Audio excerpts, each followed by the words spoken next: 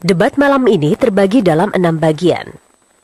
Pada bagian pertama, moderator mempersilahkan kedua calon presiden menyampaikan visi dan misi masing-masing dalam waktu 4,5 menit.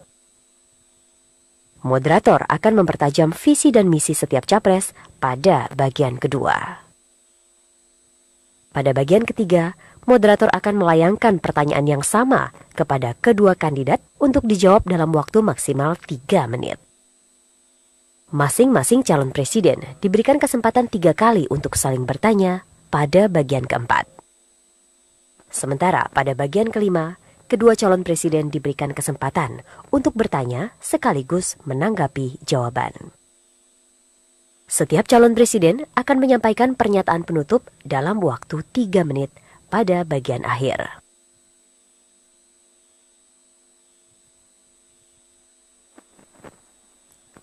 Itulah aturan main debat kali ini. Namun ada aturan tambahan. Pertama, untuk menjaga ketertiban dan konsentrasi kandidat, kami mohon agar tepuk tangan hadirin sekalian hanya dilakukan setelah kandidat selesai berbicara.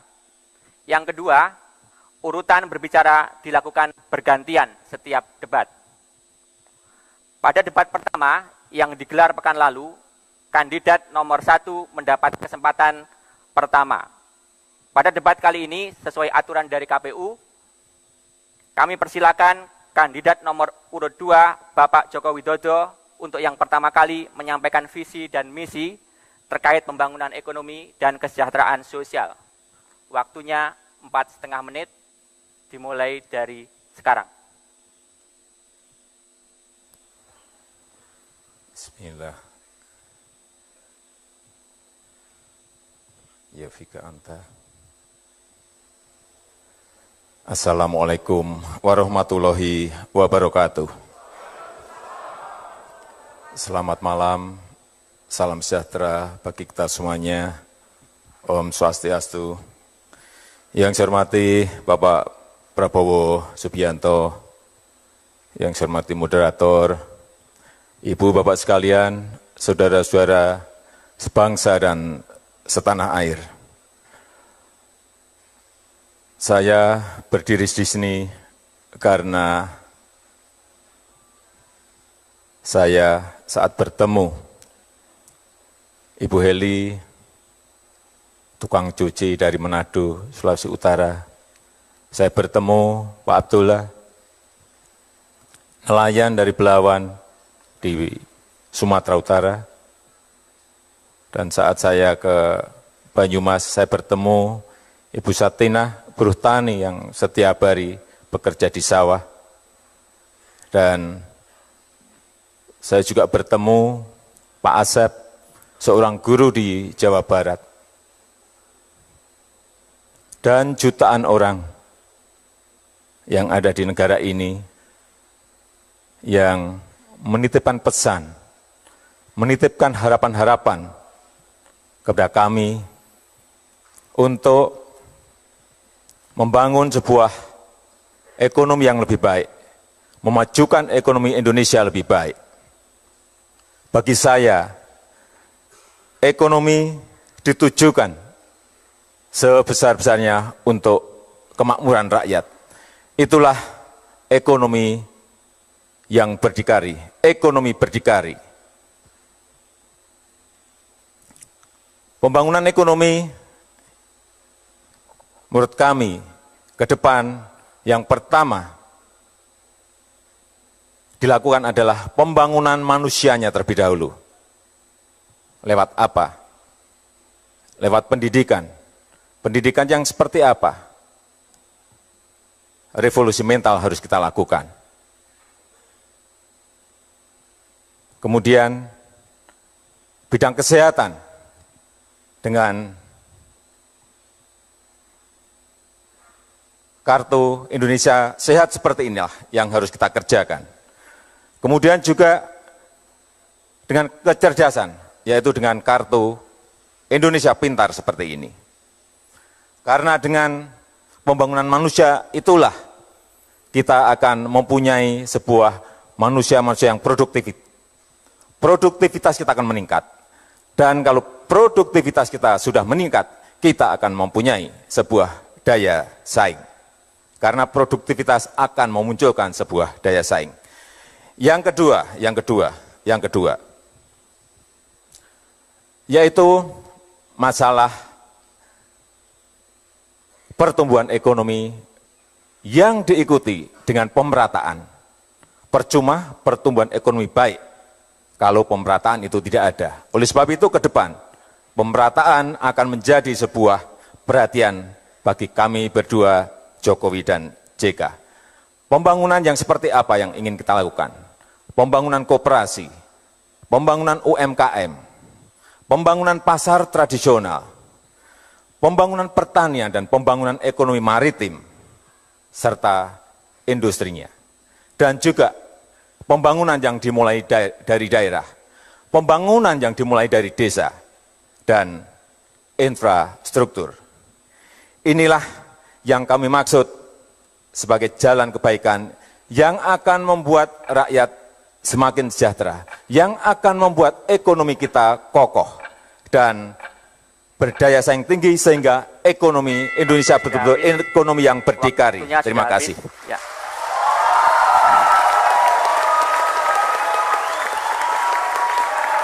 Terima kasih Pak Joko Widodo. Kini kami berikan kesempatan kepada Bapak Prabowo Subianto untuk menyampaikan visi dan misinya. Waktunya sama, 4,5 menit, dimulai dari sekarang. Terima kasih. Bismillahirrahmanirrahim. Assalamualaikum warahmatullahi wabarakatuh. Salam sejahtera bagi kita sekalian. Shalom, Om Swastiastu. Saudara moderator, Saudara Joko Widodo, calon presiden nomor 2. Malam ini kita membahas pembangunan ekonomi dan kesejahteraan sosial.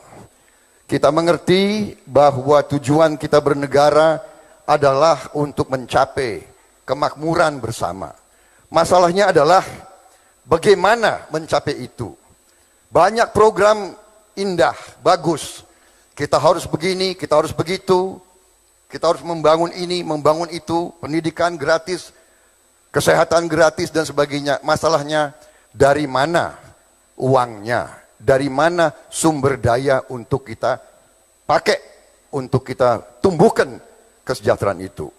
Saudara-saudara sekalian, pada tanggal 7 September tahun yang lalu, Ketua KPK kita menyatakan bahwa kebocoran dan kehilangan kekayaan negara dari Republik Indonesia 1 tahun adalah 7.200 triliun. 1 tahun. Tim pakar kami menggunakan angka 1.000 triliun yang hilang. 1.000 triliun saja sudah fantastis, sudah luar biasa besarnya. Disinilah rencana kami, Prabowo Subianto dan Hatta Rajasa, manakala kami menerima mandat dari rakyat Indonesia, ini sasaran kami. Kami ingin menutup kebocoran 1.000 triliun itu. Kami ingin menghemat, kami ingin memangkas, dan kami ingin mengalihkan yang 1.000 triliun bocor, kita alirkan untuk membangun ekonomi kerakyatan. Ekonomi untuk rakyat Indonesia, bukan rakyat untuk ekonomi. Kita ingin sekarang mengalirkan dana bukan dari desa ke kota, ke ibu kota, tapi dibalik dari ibu kota turun ke desa.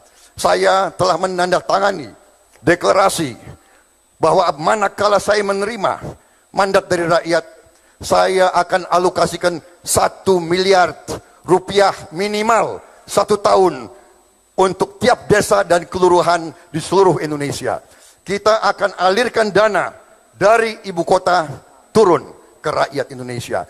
Kami akan dalam 5 tahun meminimalkan korupsi dari APBD dan APBN. Kami akan naikkan penghasilan rata-rata rakyat Indonesia 2,5 kali lipat. Dari sekarang 3 juta per bulan menjadi 6 juta per bulan di ujung 5 tahun kami.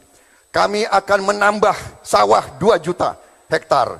Kami akan menambah 2 juta hektar untuk bioetanol. Kami akan membangun 3.000 km jalan raya, 4.000 km kereta api, 8 pelabuhan. Kami akan membuat bank tani dan nelayan, dan bank koperasi, dan juga lembaga tabung haji. Saudara-saudara, dananya ada, uangnya ada, tinggal kemauan kita. Kemauan kita, berani atau tidak kita kerja keras, berani atau tidak kita pangkas kebocoran, berani atau tidak kita berantas korupsi.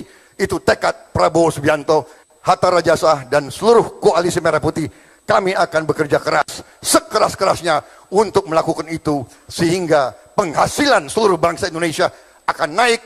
Kita akan menjadi negara kuat, kita akan menjadi negara terhormat, karena justru kita menjadi negara yang menguasai kekayaan kita sendiri.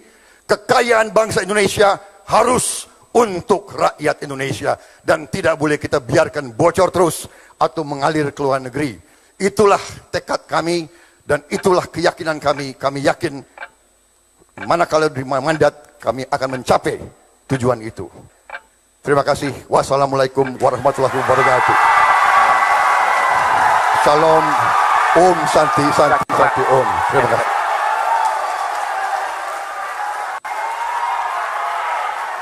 Terima kasih Pak Prabowo. Dan di sesi berikutnya kami akan membedah visi misi yang baru disampaikan kedua calon presiden. Tetaplah bersama kami di Debat Capres 2014.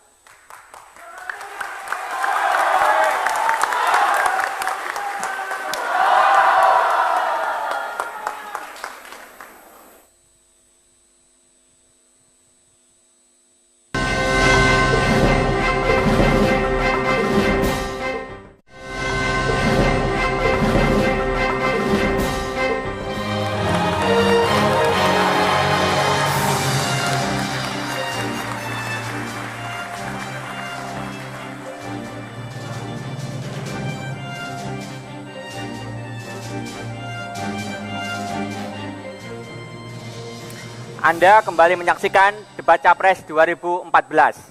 Ini adalah seri penajaman visi dan misi. Pertanyaan pertama kepada Capres nomor urut 1, Pak Prabowo Subianto. Pak Prabowo, tadi dalam paparan Anda, kurang lebih bisa dikatakan bahwa induk dari platform ekonomi ke depan adalah ekonomi kerakyatan. Saya rasa masyarakat menginginkan penjelasan yang lebih detail. Pertama, mengapa harus ekonomi kerakyatan, dan bagaimana kebijakan yang akan dibuat untuk mewujudkan ekonomi kerakyatan tersebut.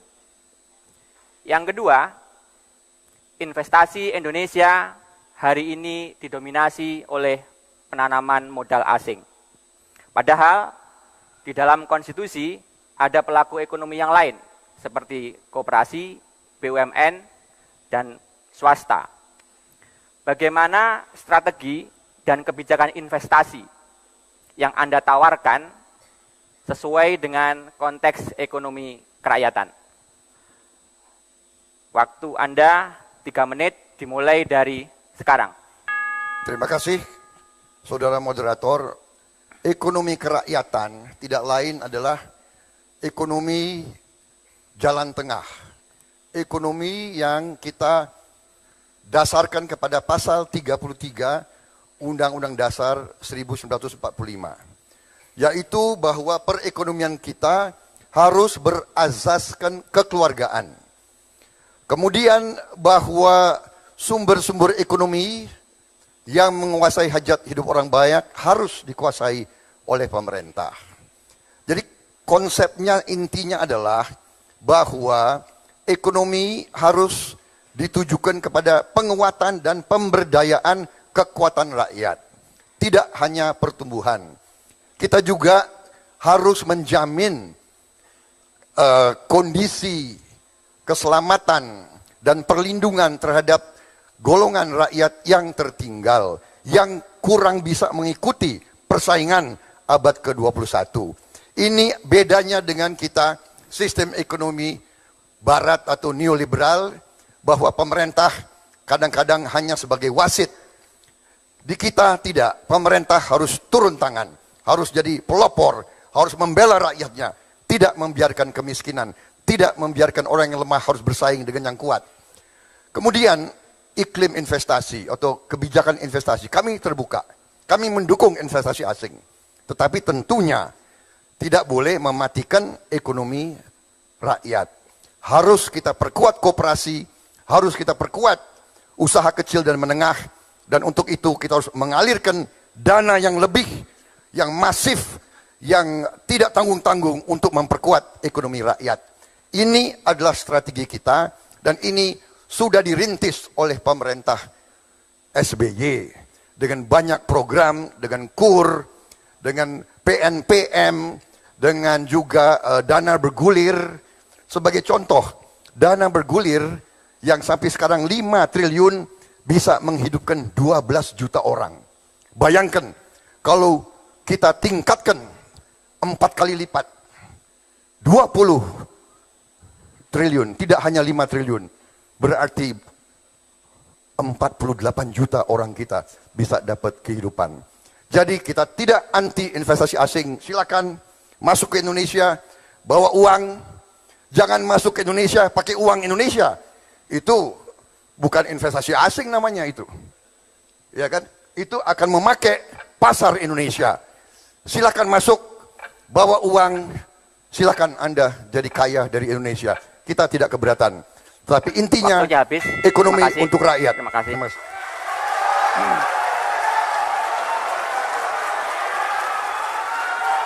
Terima kasih Pak Prabowo. Selanjutnya pertanyaan kami berikan kepada Capres nomor urut 2 Pak Joko Widodo. Tadi Bapak sudah menyampaikan visi mengenai ekonomi berdikari. Saya rasa masyarakat juga menginginkan penjelasan yang lebih detail mengenai hal itu. Pertama, mengapa Indonesia harus berdikari di bidang ekonomi, dan bagaimana kebijakan yang akan dibuat untuk mewujudkan ekonomi berdikari tersebut.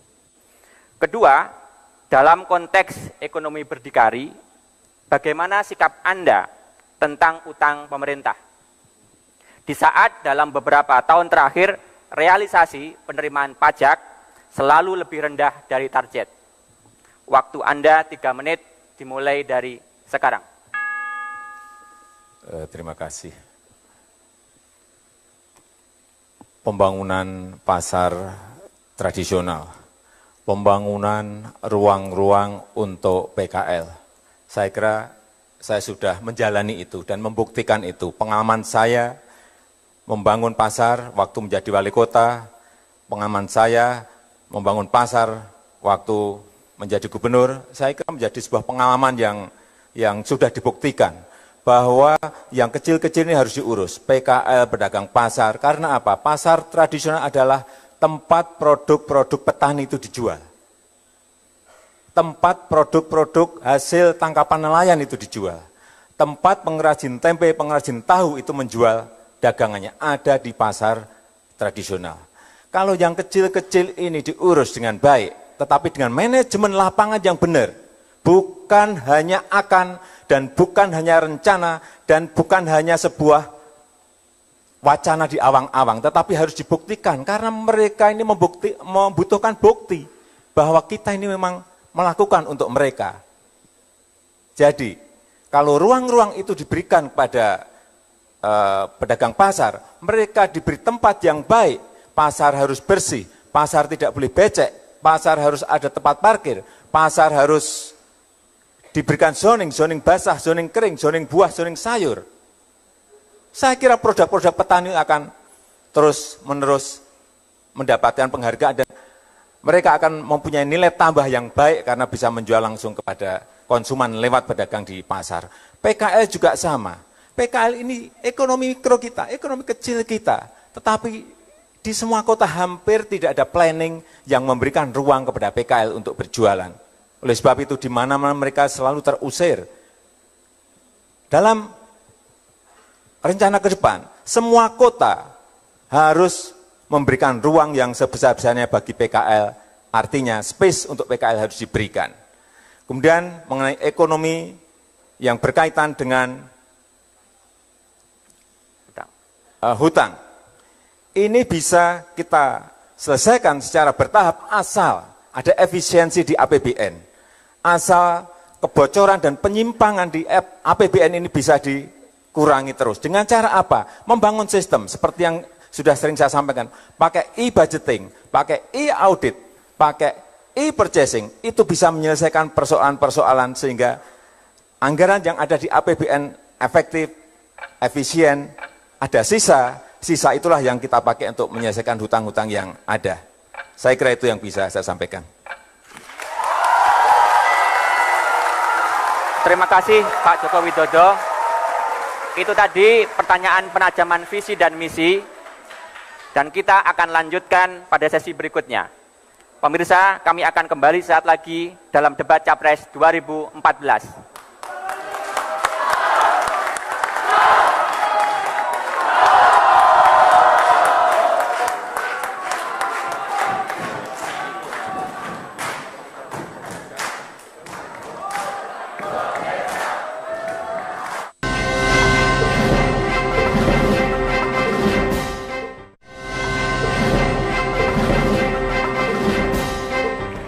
Ya, baik. Masih di debat Capres 2014, kita akan kembali mengikuti jalannya debat yang akan segera dimulai di segmen ketiga ini, Afi ya. Ya, betul. Tadi di segmen pertama ada pemaparan visi misi dan juga di segmen kedua adalah ekonomi kerakyatan. Dan kita simak di segmen ketiga ini. Debat Capres 2014 putaran kedua. Di sesi ini, saya akan mengajukan pertanyaan yang sama untuk kedua calon presiden. Masing-masing memiliki waktu 3 menit untuk kembali menjawab. Kembali saya informasikan bahwa urutan penyampaian pertanyaan kepada calon presiden adalah sesuai dengan aturan dari KPU. Pertanyaan pertama untuk Bapak Joko Widodo. Kemiskinan dan pengangguran menjadi salah satu problem serius Indonesia hari ini. Padahal di dalam konstitusi ada amanat bagi pemerintah untuk menciptakan pekerjaan dan penghidupan yang layak bagi kemanusiaan. Pertanyaannya, dalam hal kemiskinan, anggaran dan program kemiskinan selama ini sangat besar. Namun, pengurangan kemiskinan relatif kecil. Apa yang salah dengan hal itu dan bagaimana program Anda ke depan? Kedua, dalam hal ketenagakerjaan, bagaimana strategi dan sikap Anda mengenai kebijakan penciptaan lapangan pekerjaan dan pengupahan. Waktu Anda 3 menit dimulai dari sekarang. Terima kasih. Untuk masalah kemiskinan, memang harus kita berani memberikan program-program khusus kepada masyarakat yang masih kurang beruntung. Tetapi bukan hanya disiapkan anggarannya saja. Yang paling penting menurut saya adalah sistemnya yang dibangun. Sistemnya dulu yang dibangun. Oleh sebab itu, kenapa waktu menjadi wali kota dan menjadi gubernur, kami berkonsentrasi selalu di bidang pendidikan dan kesehatan. Karena apa? Di bawah keluarnya selalu itu. Oleh sebab itu ke depan, tadi sudah saya sampaikan, akan kita berikan yang namanya Kartu Indonesia Pintar seperti ini. Untuk masyarakat, anak-anak dari masyarakat yang kurang mampu akan kita berikan ini. Ini sistem yang dibangun, bukan menyiapkan anggaran saja. Kemudian yang kedua, juga akan kita berikan Kartu Indonesia Sehat seperti ini. Yang diberikan kepada keluarga-keluarga yang tidak mampu, sehingga mereka bisa ke klinik, bisa ke puskesmas, bisa ke rumah sakit. Saya kira dukungan-dukungan seperti inilah, sistem seperti inilah yang diperlukan rakyat, bukan menganggarkan. Menganggarkan larinya bisa kemana-mana, tetapi kalau sistemnya yang dibangun itu akan memberikan jaminan bahwa anggaran itu sampai kepada masyarakat. Kemudian yang berikutnya mengenai ketenagakerjaan. Investasi sangat penting bagi negara ini. Oleh sebab itu investasi ke depan, menurut saya harus semua didorong menuju ke daerah-daerah, terutama di provinsi-provinsi yang tingkat kemiskinannya besar. Harus didorong ke sana. Jangan sampai investasi itu hanya berkisar di Jawa dan di Sumatera, tetapi harus didorong ke wilayah-wilayah yang masih terjadi ketimpangan. Juga infrastrukturnya harus disiapkan, harus didorong menuju ke daerah-daerah, ke provinsi-provinsi yang tingkat kemiskinannya besar. Dengan cara itu, yang ada di daerah tidak menuju ke kota. Dengan cara itu, yang miskin yang ada di daerah juga akan mendapatkan lapangan pekerjaan. Mengenai upah, saya kira juga sudah saya buktikan. Waktu menjadi gubernur di Jakarta, saya kira merupakan orang pertama, gubernur pertama yang berani menaikkan upah 44% naiknya saat itu, UMP kita. Dan saya diprotes oleh banyak kalangan pengusaha. Saya sampaikan kenapa diberikan kenaikan itu, karena sudah 5 tahun tidak mengalami kenaikan yang signifikan. Terima kasih.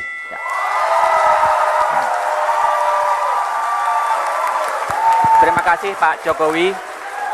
Selanjutnya untuk Bapak Prabowo Subianto, saya akan mengulangi pertanyaannya Pak. Kemiskinan dan pengangguran menjadi salah satu problem serius Indonesia saat ini. Padahal di dalam konstitusi terdapat amanat bagi pemerintah untuk menciptakan pekerjaan dan penghidupan yang layak bagi kemanusiaan. Pertanyaannya, pertama, dalam hal kemiskinan, anggaran dan program kemiskinan selama ini sangat besar, namun pengurangan kemiskinan relatif kecil. Apa yang salah dengan hal itu dan bagaimana program Anda ke depan? Kedua, dalam hal ketenaga kerjaan, bagaimana strategi dan sikap Anda mengenai kebijakan penciptaan lapangan kerja dan pengupahan? Waktu Anda 3 menit dimulai dari sekarang. Terima kasih. Jadi kemiskinan dan pengangguran ini adalah sasaran daripada strategi pembangunan ekonomi kami. Strategi kami mengandalkan atau mengfokuskan pembangunan pada sektor pertanian dahulu. Kenapa pertanian? Karena pertanian bisa menyerap tenaga kerja yang banyak dalam waktu yang singkat. Kemudian pertanian bisa menghasilkan dalam waktu yang singkat pula. Sebagai contoh, beras, padi bisa dihasilkan dalam kurang 100 hari. Demikian juga jagung, 120 hari. Kemudian kita juga punya benih-benih yang unggul lainnya, yang bisa kurang dari 1 tahun, bisa banyak menghasilkan uang dan penghasilan. Jadi strategi kami adalah pertama di sektor pertanian. Ini bisa menyerap banyak sekali lapangan kerja. Ukurannya sekarang, benchmarknya adalah 1 hektar bisa menyerap 6 orang bekerja. Dari hulu sampai hilir. Di Sulawesi Utara, kadang-kadang 1 hektar bisa 12 orang bekerja. Bayangkan, sekarang kita masih punya 77 juta hektar hutan yang sudah rusak. Sudah rusak. Dan kerusakan hutan tambah terus. Strategi kami adalah sebagian dari hutan yang rusak itu kita robah jadi lahan produksi. Jadi sawah baru. Kami merencanakan 2 juta hektar sawah baru. 2 juta hektar sawah baru ditambah 2 juta hektar untuk bioetanol. Kita bisa bayangkan 4 juta hektar kali 6 orang bekerja. Itu adalah 24 juta orang bekerja dalam 5 tahun. Itu jawaban kami terhadap masalah kemiskinan. Orang yang tidak punya apa-apa, tiba-tiba punya penghasilan. Dan penghasilannya juga tidak sedikit. Karena sasaran kita adalah tanaman yang bisa dapat harga yang baik. Selanjutnya, tenaga kerja. Kita dengan dorongan ekonomi yang akan tumbuh dengan pesat dan tinggi, ini juga akan menumbuhkan dan mengurangi pengangguran dan juga upah dengan sendirinya akan bisa kita naikkan karena kita dapat kelebihan uang. Masalahnya adalah sekarang Indonesia harus meningkatkan produktivitasnya. Kita tidak bisa hanya kerja sedikit-sedikit. Kita harus berpikir besar dengan strategi yang besar untuk kita mencapai hasil-hasil yang besar. Terima kasih.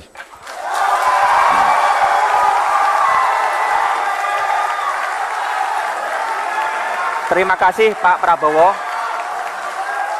Baik, selanjutnya pertanyaan kedua untuk Bapak Prabowo Subianto. Salah satu masalah Indonesia saat ini adalah pertumbuhan penduduk yang dinilai relatif tinggi. Sementara itu, kasus angka kematian ibu melahirkan naik dalam beberapa tahun terakhir. Dengan latar belakang tersebut, pertanyaannya, bagaimana kebijakan Anda untuk mengendalikan pertumbuhan penduduk? Berikutnya, bagaimana strategi Anda untuk meningkatkan layanan dan akses kesehatan, khususnya bagi perempuan? Waktu Anda 3 menit mulai dari sekarang. Benar sekali, saudara moderator. Penambahan penduduk kita sangat luar biasa. Terjadi ledakan penduduk. 5 juta orang tiap tahun lahir. Justru itulah strategi kami. Tutup kebocoran, amankan kekayaan negara, dapat uang tunai, cash, uang cash tunai ini kita investasikan kepada kesehatan dan pendidikan. Dengan kesehatan dan pendidikan, kita bisa menumbuhkan kesadaran masyarakat dengan cara persuasif untuk menerima program-program keluarga berencana. Mau tidak mau, kita harus tingkatkan kembali program keluarga berencana. Kita harus investasi di puskesmas, di posyandu. Kita harus tambah jumlah dokter. Kita harus perbaiki gaji dokter, gaji perawat, gaji bidan. Ini kita tidak boleh tanggung-tanggung. Makanya tadi saya katakan, strategi kami adalah strategi dorongan besar. The big push strategy.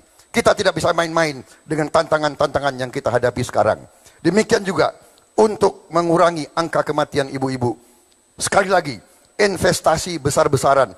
Posyandu, puskesmas, rumah sakit, perbaiki gaji dokter, perbaiki gaji perawat. Ini semua membutuhkan uang. Dari mana uangnya? Dari produktivitas yang kita akan ciptakan. Dari penghematan kebocoran negara yang 1.000 triliun tadi. Ini adalah strategi besar kita. Jadi, saudara moderator dan saudara-saudara sekalian, kita mengerti tantangan-tantangan yang kita hadapi. Sekarang adalah bagaimana, cara apa, strategi mana yang kita harus lakukan. Ini membutuhkan suatu keberanian, ini membutuhkan kerja keras, ini membutuhkan disiplin yang luar biasa.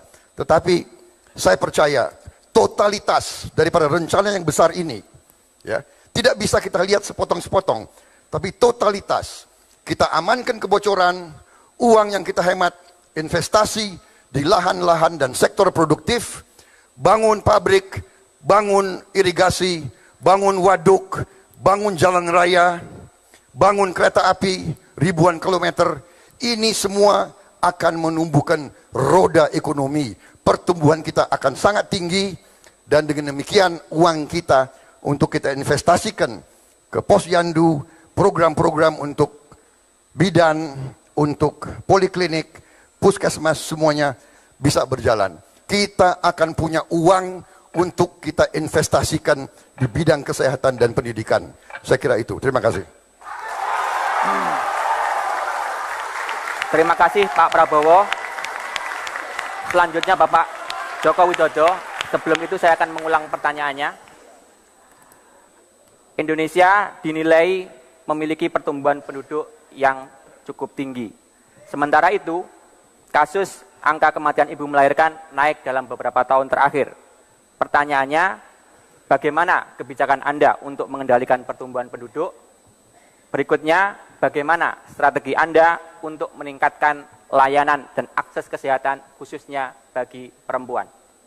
Waktu Anda 3 menit dimulai dari sekarang. Terima kasih. Jadi kembali lagi kita harus melihat BKKBN kita. Ini harus dihidupkan dan diaktifkan kembali sehingga mereka berkampanye untuk masalah kelahiran, masalah pertumbuhan penduduk ini harus dimulai lagi mulai dari bawah, kampanye dimulai dari bawah lagi, sehingga masyarakat sadar, ada kesadaran bahwa dua anak itu cukup, bahwa 2 anak cukup. Karena sekarang ini kenapa mereka kembali ke anak yang 3 dan 4 dan 5, karena kampanye kita, kampanye mengenai kelahiran, ini mulai menurun kembali. Oleh sebab itu, BKKBN sebagai institusi yang membidangi itu harus diperkuat lagi. Baik anggarannya, baik untuk terjun ke bawah sehingga masyarakat sadar bahwa dua anak itu cukup. Kok 2 terus? Kemudian mengenai angka kematian ibu yang naik dan layanan kesehatan bagi perempuan. Tadi sudah saya sampaikan, tetapi perlu saya ulang lagi bahwa ini adalah membangun sistem dan mengontrol sistem itu. Dengan cara apa? Ya dengan sistem kartu ini. Anggarannya ada, tetapi kalau sistemnya tidak dibangun, sistemnya tidak ada manajemen pengawasan yang baik, sistemnya tidak dikontrol di lapangan, percuma anggaran itu akan menguap kemana-mana. Kita dengan anggaran yang ada sekarang, saya tidak usah muluk-muluk, kita harus tinggi-tinggi mempunyai ini. Tetapi asal anggaran yang ada sekarang ini, dimanage, dikelola dengan sebuah sistem yang baik, dikontrol, dan dibelikan alat-alat yang real, yang tepat guna, yang dibutuhkan masyarakat. Saya kira IFA-tes misalnya, ibu-ibu bisa ke puskesmas untuk IFA-tes, cek apakah ada kanker rahim atau tidak. Ini penting sekali, larinya akan ke sana. Dan juga ke rumah sakit, kalau ibu-ibu sudah pegang ini, kartu Indonesia Sehat, mereka akan secara rutin bisa cek ke puskesmas, bisa cek ke rumah sakit dengan tidak dipungut biaya. Anggarannya ada. Jadi jangan membayangkan bahwa kita membutuhkan anggaran yang bertriliun-triliun. Anggarannya sekarang sudah ada, hanya sistemnya yang perlu dibangun. Terima kasih.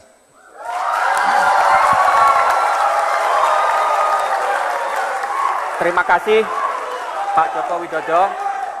Pemirsa, kami akan jeda sejenak. Jangan kemana-mana dulu, debat Capres 2014 akan kembali sesaat lagi.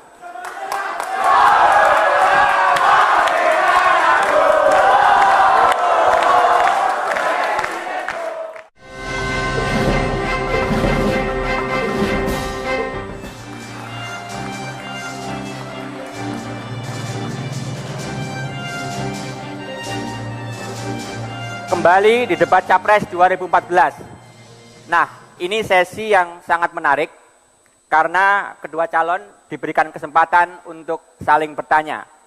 Masing-masing calon bisa menanyakan 3 kali. Setiap pertanyaan disampaikan dalam waktu 1 menit dan jawaban dalam waktu 3 menit. Kesempatan pertama untuk bertanya adalah Bapak Joko Widodo. Silakan, waktunya 1 menit dari mulai sekarang. Bapak Prabowo, saya ingin menanyakan bagaimana pandangan Bapak mengenai DAU dan DAK. Terima kasih.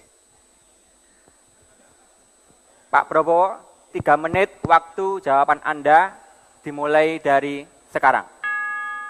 Baik, terima kasih. DAU dan DAK, dana alokasi umum dan dana alokasi khusus itu harus kita tingkatkan untuk daerah-daerah. Itu hanya bisa kita lakukan kalau penghasilan negara tambah. Jadi dana ke daerah, dana ke kabupaten, dana ke kecamatan dan ke desa bisa naik kalau penghasilan negara naik. Inilah yang saya sudah bertahun-tahun berjuang di mana-mana, bagaimana caranya penghasilan Indonesia tidak bocor ke luar negeri. Selama ini sumber-sumber ekonomi kita dikuasai oleh sebagian besar orang asing atau perusahaan-perusahaan asing. Jadi nilai tambah dari kekayaan kita keluar. Bagaimana kita akan tambahkan DAK, DAU kalau uangnya selalu pas-pasan. Ini inti daripada masalah. Jadi saya menganjurkan kepada seluruh bangsa bagaimana caranya kita bisa mengamankan kekayaan negara itu. Baru kita alirkan dana ke daerah-daerah untuk mempercepat pembangunan. Saya kira itu. Terima kasih. Waktunya masih ada waktu, Prabowo. Pak Prabowo, masih ada waktu? Cukup? Oke. Berikutnya, kami persilahkan kepada Pak Prabowo untuk gantian menyampaikan pertanyaan kepada Bapak Joko Widodo. Waktunya 1 menit dari mulai sekarang. Pak Joko Widodo, kita mengerti bahwa kondisi ekonomi dunia kurang menguntungkan akhir-akhir ini. Pertumbuhan ekonomi dunia kurang lebih sekarang 3%, 3,3. Indonesia agak lumayan, tahun ini masih di atas 5%.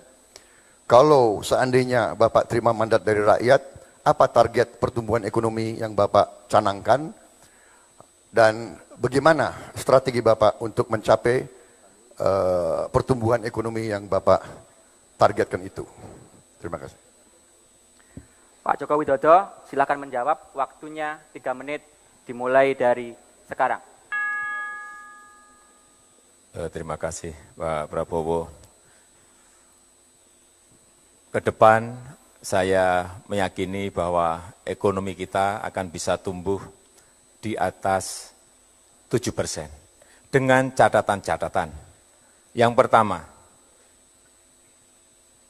iklim investasi beserta regulasinya itu betul-betul terbuka dan memberikan kesempatan kepada investor-investor lokal untuk bergerak menciptakan sebuah pertumbuhan ekonomi.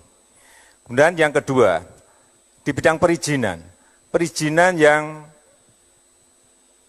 terlalu lama seperti yang kita lihat sekarang ini, harus berani kita pangkas secepat-cepatnya agar investasi yang hadir di dalam pergerakan ekonomi kita itu betul-betul kelihatan mereka dilayani dan disambut.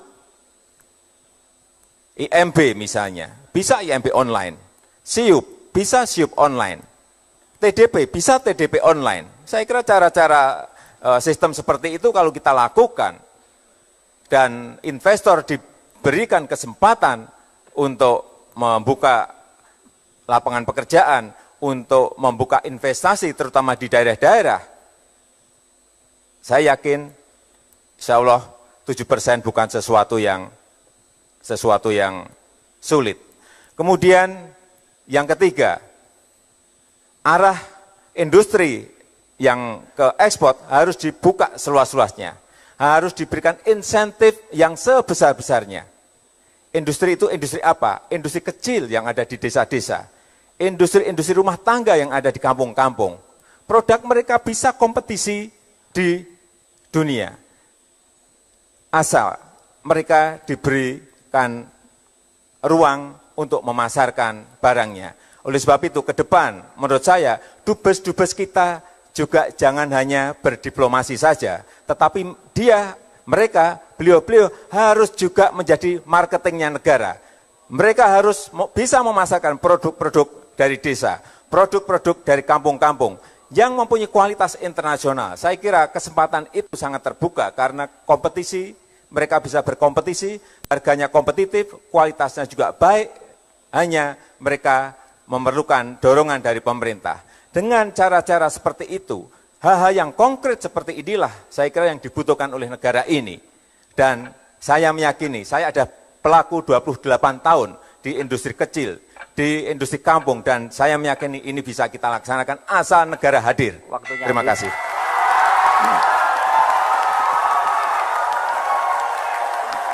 Baik, terima kasih.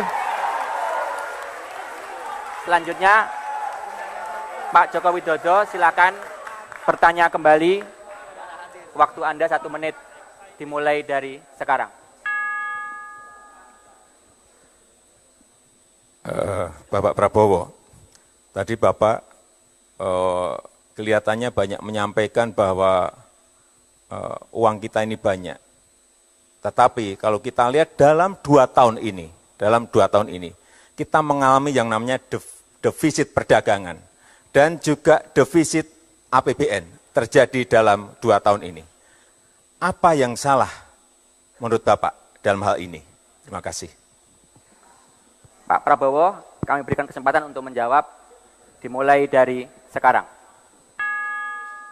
Terjadi defisit perdagangan dan defisit anggaran justru yang saya sebut tadi. Karena kekayaan negara bocor ke luar negeri. Ya, esensinya itu. Esensinya itu, Pak. Karena kekayaan negara keluar. Kenapa keluar? Karena, sebagai contoh, kita punya persediaan crude oil, ya, minyak bumi, sudah juga menurun. Kita tambah import. Harga crude oil, harga minyak bumi naik di dunia, $100 per barrel. Jadi beban untuk impor kita sangat tinggi. Itulah terjadi defisit perdagangan. Defisit anggaran sama. Kebutuhan-kebutuhan kita, janji-janji para pemimpin, sebagaimana juga Bapak terus keluarkan kartu ini dan kartu itu. Itu Bapak bilang ada anggarannya. Ya anggarannya ujung-ujungnya kan dari APBN. Nah, APBN dari mana? APBN tidak jatuh dari langit. APBN itu dari kekayaan negara. Dan kekayaan negara kita sekarang bocor. Pak Joko Widodo, itu esensinya. Ini yang saya perjuangkan kepada seluruh elit Indonesia. Kekayaan kita bocor. Ketua KPK 7 September 2013 mengatakan bocornya 7.000 triliun, Pak. Persisnya 7.200 triliun. Itu angka beliau. Angka saya 1.134 triliun bocornya. Jadi kalau Bapak tanya kenapa defisit perdagangan dan kenapa defisit APBN, itu intinya. Harus ada pemerintah yang berani untuk menutup kebocoran itu. Baru kita tidak defisit, bahkan kita bisa surplus. Kita nanti jadi negara macan Asia kembali. Terima kasih. Ya.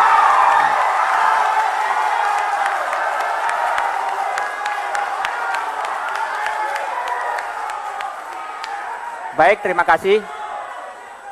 Selanjutnya Pak Prabowo, kami berikan kesempatan sekali lagi untuk memberikan pertanyaan kepada Pak Joko Widodo. Mulai dari sekarang. Sebagaimana kita ketahui bahwa pendidikan sangat penting. Selama ini kita sekarang wajib belajar 9 tahun. Saya bertanya, apakah Saudara Joko Widodo setuju bahwa wajib belajar harus 12 tahun? Dan apabila setuju, para pakar mengatakan ini butuh tambahan biaya sekitar 40 triliun. Apakah Bapak Joko Widodo juga setuju dengan penambahan ini dan sanggup untuk mendukung gagasan ini? Wajib belajar 12 tahun dengan peningkatan investasi di bidang pendidikan tambahan 40 triliun. Terima kasih. Pak Joko Widodo, silahkan untuk menjawab dimulai dari sekarang. Terima kasih. Tadi di depan sudah saya sampaikan bahwa pembangunan manusia itu dimulai dari bidang pendidikan. Oleh sebab itu pendidikan menjadi hal yang utama bagi kami. Tetapi memang pendidikan ini harus ada evaluasi dan harus ada perubahan. Menurut kami, pendidikan di tingkat SD itu 80% harus berbicara masalah yang berkaitan dengan pendidikan karakter, pendidikan akhlak, pendidikan mental, pembangunan sikap dan mental. Baru yang 20 itu yang pengetahuan. Yang di SMP 60-40. 60 itu adalah pendidikan karakter, 40-nya pengetahuan. Di SMA SMK baru 20-80. 80-nya pengetahuan dan keterampilan. Oleh sebab itu, dengan cara inilah kita akan mendapatkan manusia-manusia yang punya sikap mental, mempunyai etos kerja, mempunyai budaya kerja, sehingga ke depan apabila itu kita lakukan, kita akan mempunyai manusia-manusia yang mempunyai produktivitas tinggi dan mempunyai daya saing tinggi.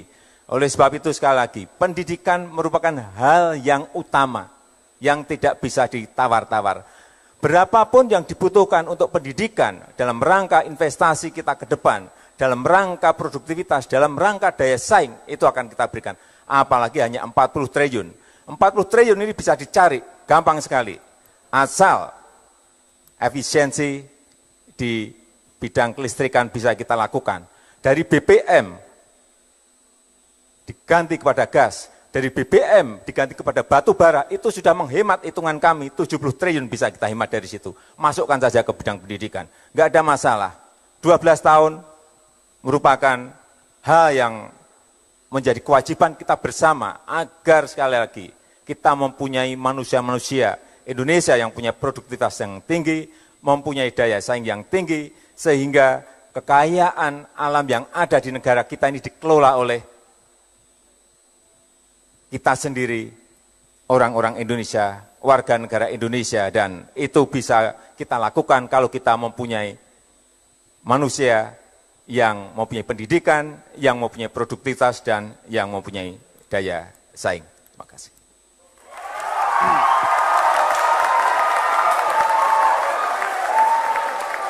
Baik, selanjutnya pertanyaan ketiga dari Bapak Joko Widodo. Waktunya 1 menit dimulai dari sekarang. Terima kasih. Bapak Prabowo, kami ingin bertanya, bagaimana cara meningkatkan peran, ini soal rakyat ini, bagaimana cara meningkatkan peran TPID? Terima kasih. Pak Prabowo, Tolong silakan. singkatan TPID bagaimana Pak? TPID ini untuk tim pengendalian inflasi daerah, Pak Prabowo. Terima kasih. Oke, silakan Pak Prabowo. Iya, saya kan tidak menguasai setiap singkatan.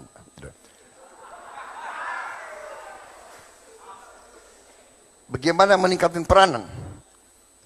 TPID, kalau itu adalah fungsi daripada pemerintahan, bagaimana meningkatkan peran? Ya, itu adalah tugas seorang kepala daerah untuk meningkatkan perannya itu.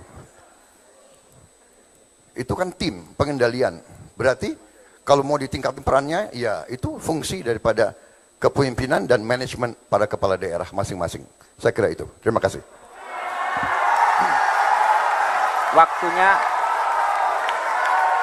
Waktunya masih ada Pak Prabowo?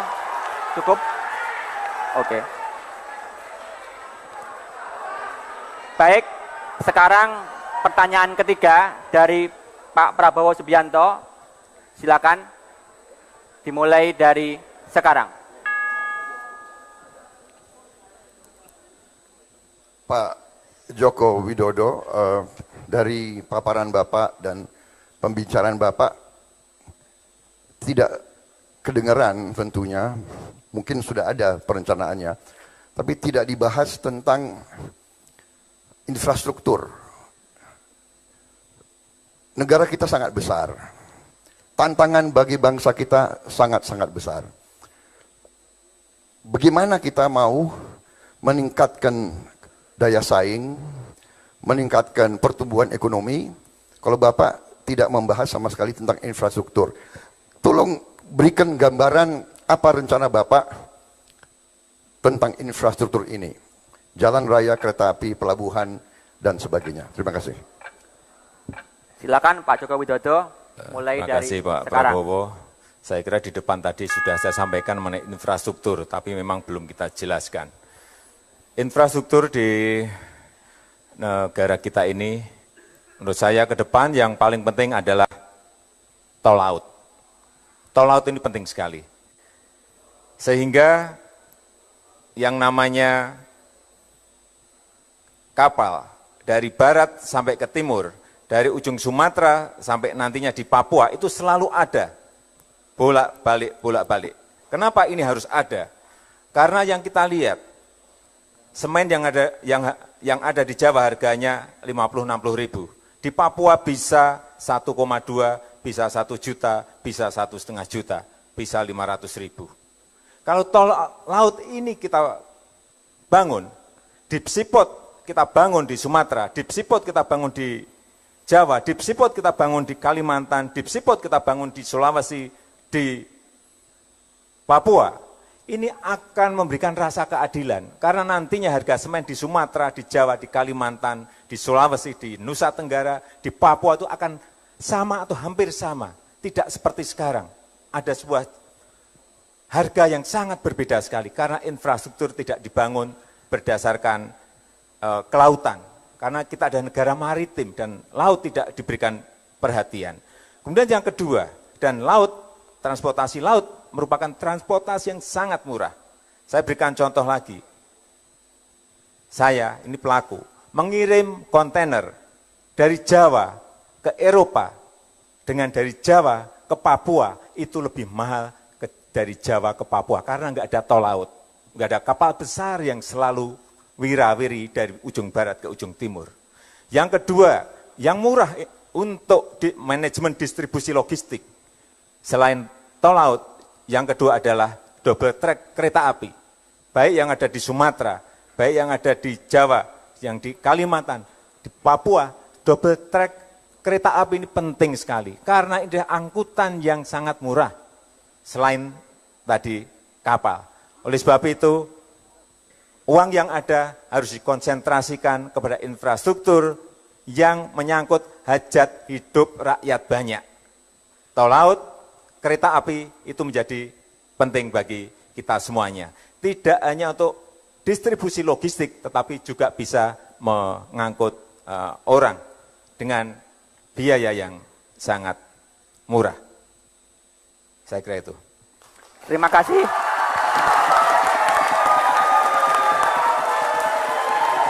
Kedua calon presiden dapat melanjutkan sesi pertanyaan ini setelah rehat berikut ini. Tetaplah bersama kami di debat Capres 2014.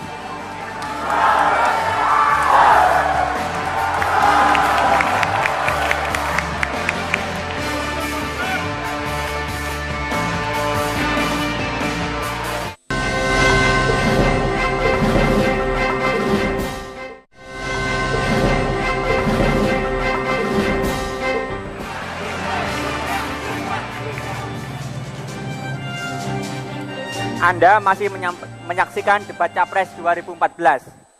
Ini saya kira sesi yang paling ditunggu-tunggu. Dalam sesi ini, kedua Capres kembali diberi kesempatan untuk saling bertanya dan menanggapi. Jadi, setelah jawaban pertama diberikan, Capres yang bertanya dapat menanggapi jawaban. Kemudian, Capres yang bertanya dapat menanggapi jawaban tersebut.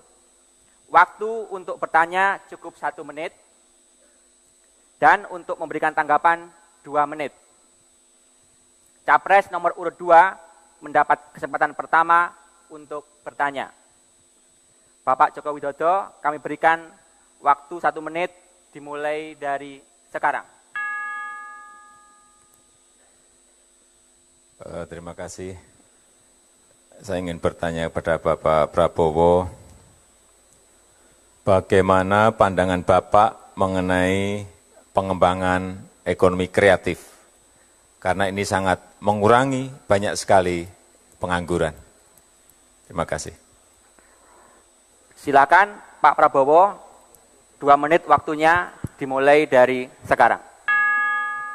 Terima kasih Bapak Joko Widodo. Ekonomi kreatif adalah sangat penting bagi kita karena tadi jumlah penduduk kita sangat besar dan anak-anak muda kita sangat banyak. Kemudian ekonomi kreatif ini adalah bidang di mana kita bisa bersaing dengan bangsa-bangsa lain.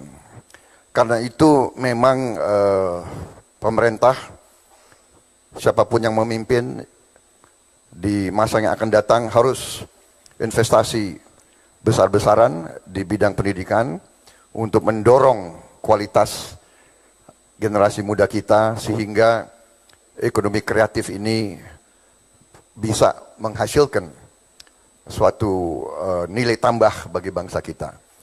Jadi saya sangat mendukung ya, setiap upaya, setiap program untuk meningkatkan persaingan kita, daya saing kita di bidang ekonomi kreatif. Disinilah mungkin keunggulan bangsa kita, karena kita juga punya naluri seni di darah kita. Kita punya naluri seni, rakyat kita punya bakat di bidang-bidang kreativitas, dan kalau ini diberi kesempatan, ini bisa menghasilkan sesuatu devisa yang banyak di alam abad ke-21, di mana sekarang banyak sekali perkembangan teknologi mengarah kepada teknologi maya, teknologi telematika. Saya sangat mendorong pembangunan ekonomi kreatif. Pak Joko Widodo, silakan menanggapi. Waktunya mulai sekarang. Ya, bidang-bidang ekonomi kreatif seperti musik, animasi, kemudian seni pertunjukan, kemudian video, kemudian produk-produk kreatif, baik desain bisa desain produk yang kita ini mempunyai kekayaan yang sangat banyak. Ini ruang-ruangnya belum diberikan dukungan penuh oleh pemerintah. Dan kita melihat kalau ini diberikan dukungan yang penuh oleh pemerintah, ekonomi kreatif kita ini akan bisa dikembangkan. Saya berikan contoh seni pertunjukan. Kita mempunyai budaya dari Sabang sampai Merauke yang luar biasa, banyaknya. Kalau itu dikerjakan dengan manajemen panggung yang baik, dikerjakan dengan manajemen lighting yang baik, dikerjakan dengan manajemen promosi yang baik, saya kira menjadi kekayaan pariwisata kita yang bisa kita tunjukkan kepada dunia. Animasi juga sama. Animasi kita, ini banyak kita ekspor ke luar. Banyak sekali kita ekspor keluar, tetapi yang menikmati banyak bukan kita, karena komandan yang ada di sini perusahaannya perusahaan-perusahaan dari luar. Oleh sebab itu, saya ingin kembali menyampaikan kepada Bapak Prabowo, bagaimana ekonomi kreatif ini bisa dibawa ke mancanegara, karena ini menyangkut anak-anak muda semuanya. Yang bekerja di ekonomi kreatif ini ada anak-anak muda kita, umur 20, umur 25, umur 30, semuanya banyak yang bekerja di bidang ekonomi kreatif ini. Terima kasih. Pak Prabowo, silakan menanggapi. Waktunya mulai sekarang. Baik, Saudara Joko Widodo dan saudara-saudara sekalian, ini tim penasehat saya mengatakan, apapun nanti, jangan pernah setuju dengan yang disampaikan Saudara Joko Widodo. Jangan pernah setuju. Itu nasihat, tapi saya ini bukan politisi profesional. Saya, kalau ide yang bagus, saya harus bilang bagus. Jadi saya tidak dengar. Saya tidak mau dengar penasehat saya. Saya ya sejalan dengan Saudara Joko Widodo. Ya.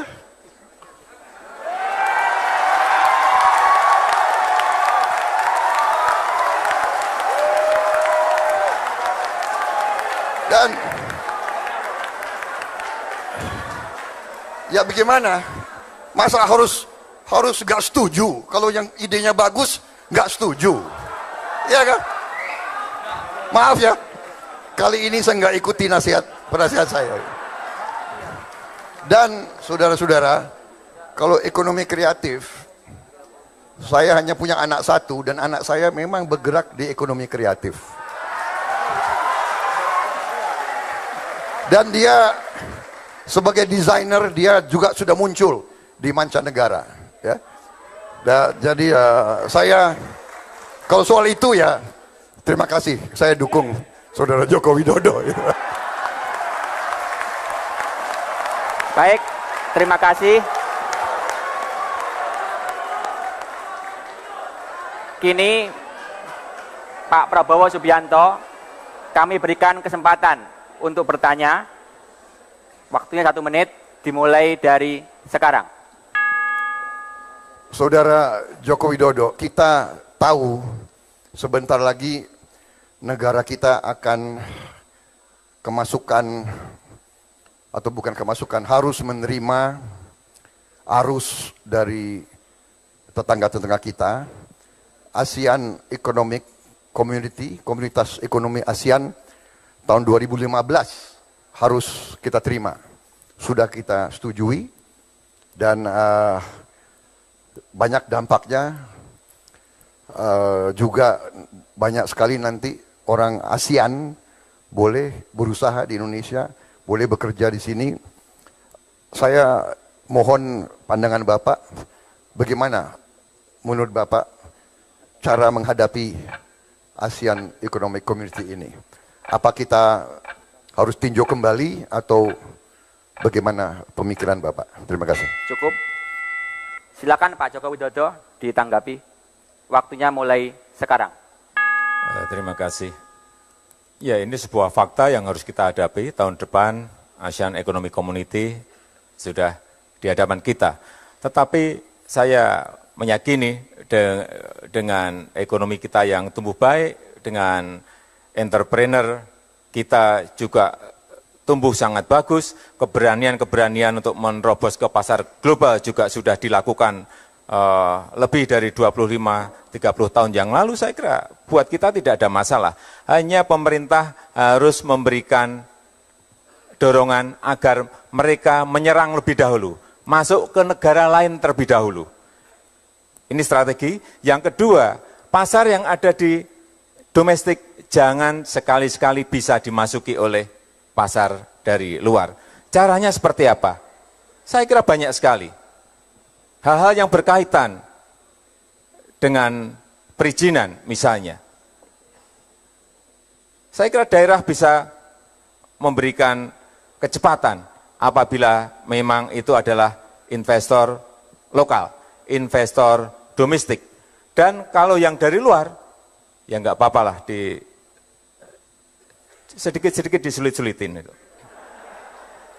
Inilah saya kira memang semua negara melakukan itu, ada barier. Mereka menghambat tetapi tidak kelihatan. Dan ini saya kira tidak usah lewat sebuah instruksi. Saya kira semua orang tahu bahwa kita dengan nasionalisme kita, dengan ekonomi berdikari kita, saya kira kita bisa melakukan itu. Dalam jangka panjang tadi di depan sudah saya sampaikan, hanya ada satu cara, pembangunan manusia.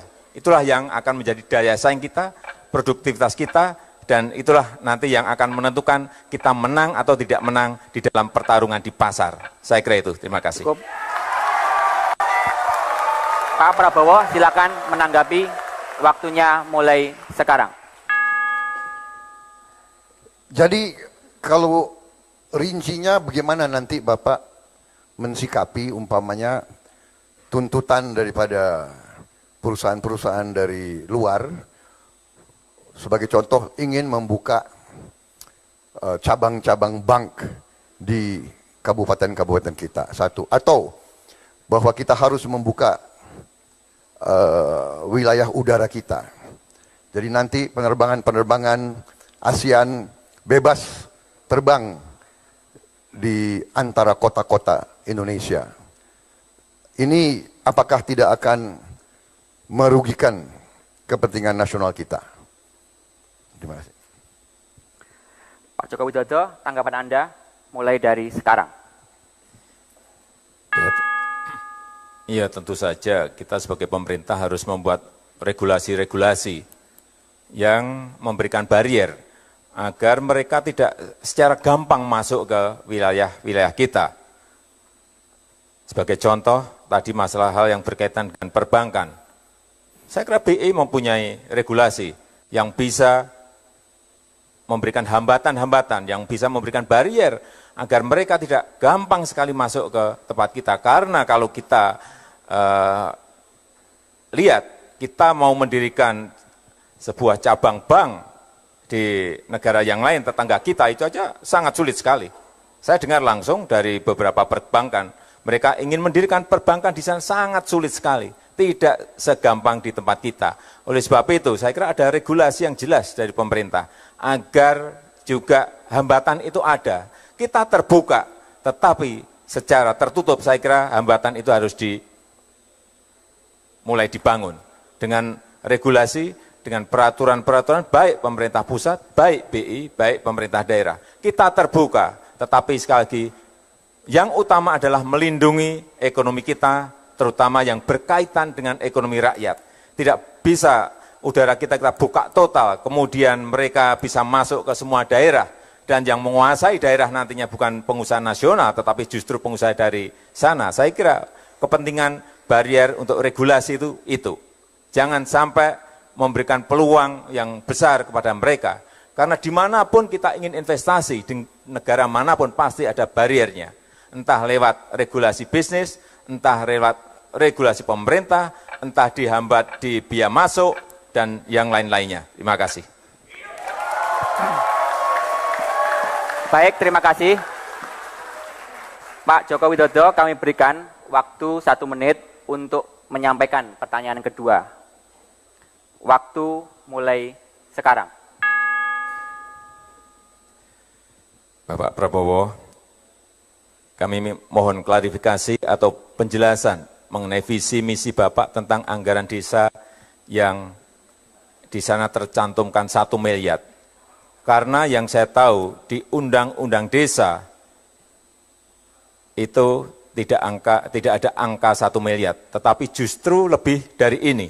Bisa 1,4, bisa 1,3, bisa 1,2, tergantung luas wilayah, tergantung penduduknya, dan tergantung kemiskinan yang ada di daerah itu. Terima kasih. Pak Prabowo, silakan menjawab. Waktu mulai sekarang.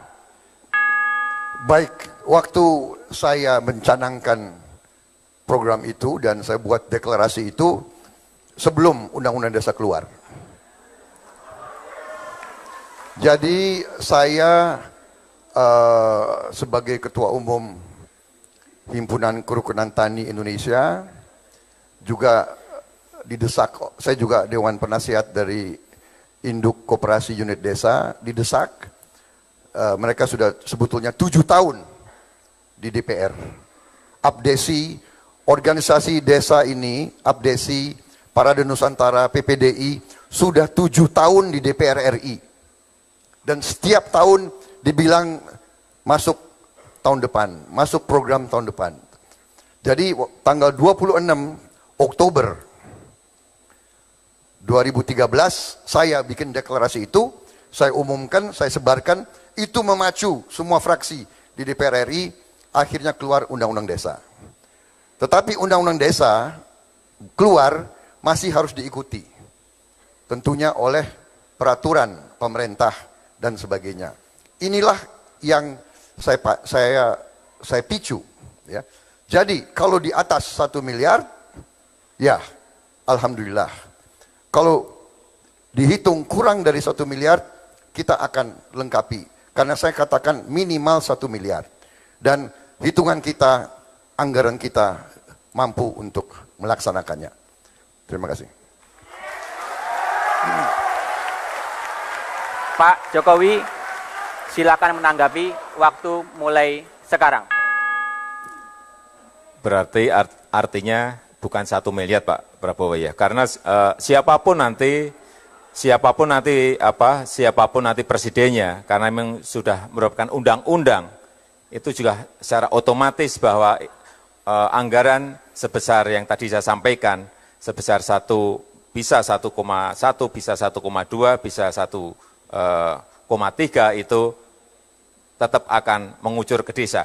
Artinya yang ingin saya sampaikan bahwa visi misi mengenai anggaran desa 1 miliar itu berasal dari undang-undang, bukan dari visi misi Bapak Prabowo. Pak Prabowo, silakan menanggapi. Waktunya mulai sekarang.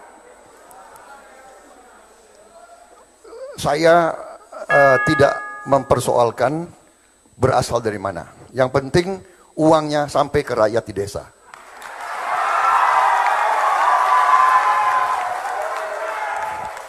Karena ini perjuangan rakyat desa 7 tahun. Mereka kirim delegasi 7 tahun berturut-turut. Jadi saya bikin deklarasi dan dalam visi itu adalah komitmen. Nah, perkara sudah ada undang-undang desa, alhamdulillah. Kalau nanti angkanya tidak sampai 1 miliar, pemerintah Prabowo Subianto dan Hatta Rajasa, kita akan bekerja keras supaya bisa sampai 1 miliar atau lebih. Itu komitmen kami. Terima kasih. Waktunya masih ada? Pak, cukup. Ya kalau sudah selesai. Oke. Baik. Singkat, jelas. Terima kasih. Benar Pak? Terima kasih. Karena yang capek kita Pak ya. Mereka hanya duduk denger aja itu. Iya. Terima kasih. Selanjutnya Pak Prabowo, kami berikan kesempatan untuk menyampaikan pertanyaan kedua. Waktunya dimulai dari sekarang. Saudara Joko Widodo, kita mengerti bahwa ada kontrak-kontrak dari perusahaan asing bersama Indonesia yang agak merugikan kita, agak merugikan bangsa Indonesia. Bagaimana menurut Pak Joko Widodo harus kita sikapi? Apa kita biarkan atau kita lakukan tindakan-tindakan tertentu? Saya mohon jawab. Pak Joko Widodo, jawaban dimulai dari sekarang. Terima kasih Pak Prabowo. Kita harus menghormati semua kontrak yang sudah ditandatangani. Tidak bisa ujuk-ujuk kita kemudian kita ambil, kan tidak mungkin. Oleh sebab itu, penghormatan terhadap kontrak yang telah disepakati itu merupakan pembangunan kepercayaan bagi investasi di negara ini. Tetapi kalau nantinya sudah habis, tentu saja kita akan kalkulasi kembali. Kita akan hitung kembali apakah akan kita ambil. Kalau memang menguntungkan kita ambil, ya akan kita ambil, tentu saja. Apakah yang mengambil itu BUMN? Ya silakan. Atau mereka akan kerjasama? Juga silakan. Tetapi yang paling penting menurut konstitusi bahwa kekayaan alam itu sebesar-besarnya digunakan untuk kemakmuran rakyat. Intinya di sana. Intinya di sana. Oleh sebab itu, yang paling penting adalah dikalkulasi. Yang paling penting adalah dihitung. Apakah kerjasama dengan BUMN, apakah diambil total oleh BUMN, semuanya perlu dikalkulasi. Kita tidak bisa mengeneralisir, karena ini adalah masalah yang berkaitan dengan sebuah kontrak. Tetapi saya setuju bahwa kekayaan alam itu harus digunakan sebesar-besarnya bagi kemakmuran rakyat dan harus menguntungkan negara, bukan menguntungkan negara asing. Terima kasih. Oke, Pak Prabowo, tanggapan Anda dimulai dari sekarang.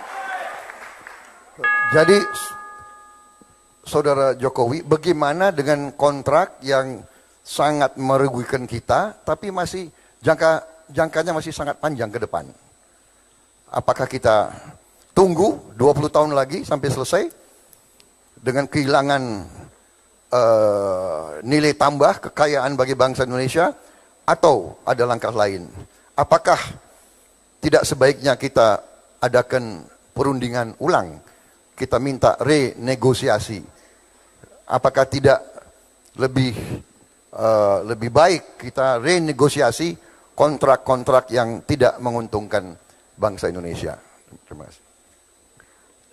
Silakan Pak Joko Widodo untuk memberikan tanggapan mulai dari sekarang. Ya, saya ini kan belum membuka kontraknya.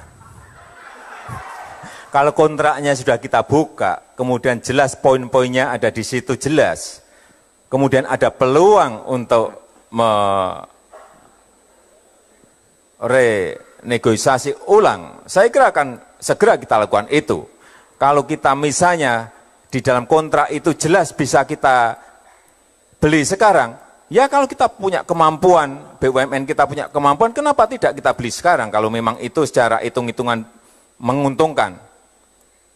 Tetapi kalau di dalam kontrak itu memang tidak ada peluang, tidak ada klausul di situ bisa renegosiasi, ya kita harus memberikan penghormatan terhadap kontrak itu. Tetapi menurut saya yang paling penting sekali lagi bahwa setiap kontrak yang ada ke depan memang harus dilakukan secara detail. Jangan sampai ada kerugian-kerugian di pihak kita. Jangan sampai entah yang namanya royalti, entah yang namanya pembagian keuntungan, entah yang namanya pajak, minerba, itu negara dirugikan dan rakyat tidak mendapatkan hasil dari sana. Kembali ke konstitusi bahwa kekayaan alam harus sebesar-besarnya digunakan untuk kemakmuran rakyat. Arahnya ke sana. Oleh sebab itu, kontrak yang akan habis, kontrak yang mungkin jauh hari juga akan habis, tetap harus disiapkan dari sekarang.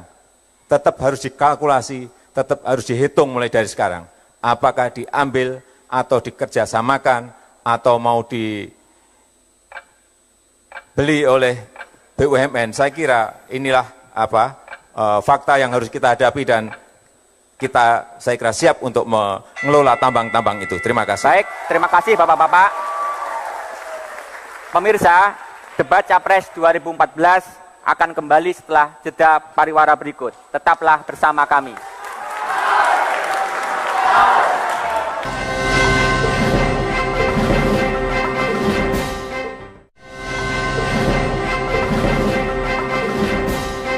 Sudah menjalani 5 sesi debat dengan sangat hidup dan menarik. Sekarang kita tiba pada sesi terakhir debat malam hari ini, di mana para kandidat akan menyampaikan pernyataan tertutup dalam 3 menit. Kesempatan pertama kami berikan kepada Capres nomor urut 1, Bapak Prabowo Subianto. Pak Prabowo, kami persilakan, waktu 3 menit dimulai dari sekarang. Terima kasih saudara moderator. Baru saja malam ini saya dengan saudara Joko Widodo membahas pemikiran-pemikiran kita tentang ekonomi dan kesejahteraan rakyat. Perjuangan kami, Prabowo dan Hatta, memang ingin mewujudkan suatu ekonomi yang kuat, yang berdiri di atas kaki kita sendiri, yang mengamankan kekayaan negara, supaya bangsa Indonesia menguasai kekayaannya, dan agar kekayaan Indonesia tidak mengalir ke luar negeri. Uang ini, kekayaan ini akan kita pergunakan untuk kepentingan rakyat kita, untuk mempercepat pembangunan, untuk menaikkan penghasilan buruh, tani, nelayan, pedagang kecil, pegawai negeri, pedagang kaki lima, guru-guru, termasuk guru honorer yang penghasilannya sangat-sangat rendah. Juga karyawan pabrik yang tidak menentu masa depannya karena outsourcing. Juga mereka-mereka kaum disabilitas. Ini semua harus kita bantu. Dari mana uang untuk membantu? Dari kekayaan negara yang harus kita amankan. Apabila kita diberi mandat, kita akan bekerja keras agar setiap ibu tiap pagi senyum melihat anak-anaknya berangkat ke sekolah dengan sehat, dengan gembira, dan kembali dari sekolah juga dengan semangat. Ibu-ibu akan tahu bahwa guru-gurunya mendidik anak-anaknya dengan baik. Bapak-bapaknya tiap malam tidur dengan tenang karena tahu besok ada uang untuk anak dan istrinya. Lusa masih ada uang, minggu depan masih bisa bayar hutang-hutangnya. Saudara-saudara, itu perjuangan kami. Kami ingin orang kecil di Indonesia bisa senyum. Wong cilik iso gemuyu. Itu adalah cita-cita Prabowo Subianto dan Hatta Rajasa. Kita ingin ekonomi untuk rakyat, kemakmuran untuk rakyat, Indonesia kuat, Indonesia berdiri di atas kaki kita sendiri, Indonesia dihormati karena rakyatnya sejahtera. Itu cita-cita kami dan itu yang kami perjuangkan.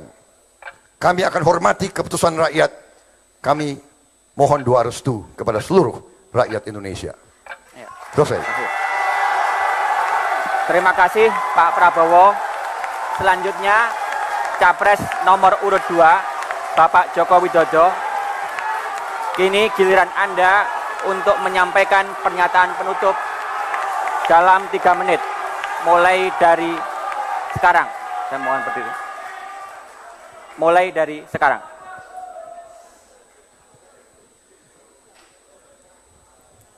Ibu dan Bapak sekalian, saudara-saudara sebangsa dan setanah air. Kami yakin bahwa ke depan akan terwujud sebuah ekonomi yang lebih baik. Dan apabila rakyat memberikan amanah kepada kami, Jokowi dan JK, kami ingin bekerja sekuat tenaga, bekerja siang dan malam untuk mengabdikan diri kepada nusa bangsa dan rakyat Indonesia. Kita sering bertemu rakyat di Aceh, di Papua, di Sangihe, di Rote, yang bekerja pada malam hari di saat kita tidur. Itulah yang menggugah kami, menggugah Jokowi JK untuk bekerja keras, mengabdikan diri kepada jutaan rakyat di Indonesia. Saya Joko Widodo, saya lahir di sini, saya besar di sini, saya dididik di sini. Dan saya seutuhnya adalah Indonesia. Saya tegaskan, saya dan Pak JK siap memimpin Indonesia. Dan saya tegaskan bahwa saya hanya tunduk kepada konstitusi, hanya tunduk kepada kehendak rakyat Indonesia. Salam 2 jari.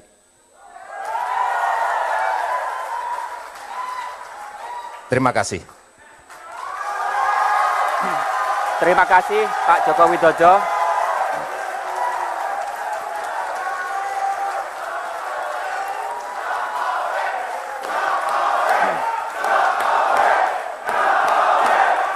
Ya, itu tadi debat Capres 2014 putaran kedua. Sekali lagi, terima kasih kepada Pak Prabowo Subianto dan Pak Joko Widodo. Terima kasih juga kepada para hadirin di ruangan ini dan pemirsa dimanapun Anda berada. Saya Ahmad Erani Yustika. Debat selanjutnya akan dilaksanakan pada tanggal 22 Juni 2014. Jangan lupa untuk menggunakan hak pilih Anda pada tanggal 9 Juli 2014. Karena suara Anda menentukan siapa yang memimpin bangsa ini 5 tahun ke depan. Selamat malam dan sampai jumpa.